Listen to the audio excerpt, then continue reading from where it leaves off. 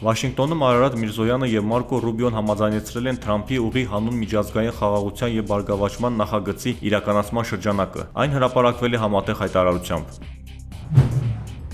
Հայաստանը կաջակցի TRIP-ի զարգացման ընկերության հիմնմանը, որի 74% մասնաբաժինը կտրամադրվի ԱՄՆ-ին և միայն 26%-ը կմնա Հայաստանին։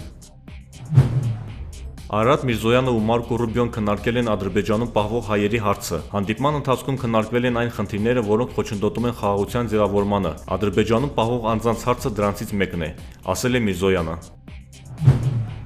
Հայաստանում Իրանի դեսպանը կոշտ հայտարարությամբ է հանդես եկել։ Իրանում կա ընկալում, որ Հայաստանը դառնում է Իրանի դեմ թշնամաբար տրամադրված ուժերի գործողությունների կենտրոն, Երևանում հայտարարել է դեսպանը։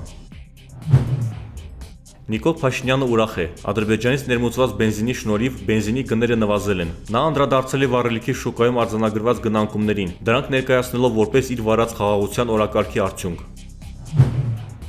Սյունիքում, Սև լճի տարածքում մեր զինվորները հայկական դիրքի մոտենալու համար անցնում են ադրբեջանական դիրքի կողքով։ Այս տեղեկությունը պաշտոնապես հայտնել է Պաշտպանության նախարար Սուրեն Պապիկյանը։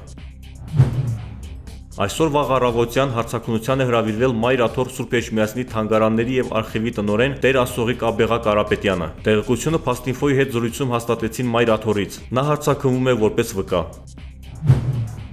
Քննչական կոմիտե հարցաքննության է հրավիրվել նաև Հրայր Սարգսակ Հակոբյանը։ Փաստինֆոն տեղեկացավ, որ Հրայր Սարգսակը հարցաքննվել է տուժողի կարգավիճակով 2024 թվականին Սրբազան պայքարի օրերին ոստիկանության գործողությունների հետևանքով տուժելու դրվագով։